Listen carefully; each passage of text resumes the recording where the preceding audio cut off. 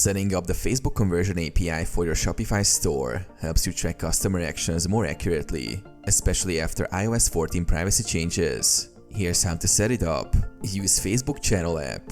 Go to your Shopify admin and click Sales Channels, Facebook. If not installed, click plus, add Sales Channels and choose Facebook. In the Facebook channel setup, connect your Facebook Business Manager, add account, Facebook page, pixel. During setup, Shopify will prompt you to enable data sharing settings. Choose maximum data sharing. This activates the Conversion API automatically along with the pixel.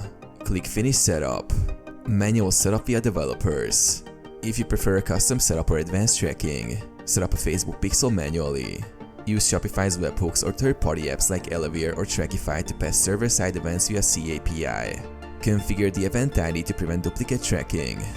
Test your setup using Facebook's Event Manager to ensure events are tracked through both Pixel and Conversion API. This dual tracking improves ad performance and attribution.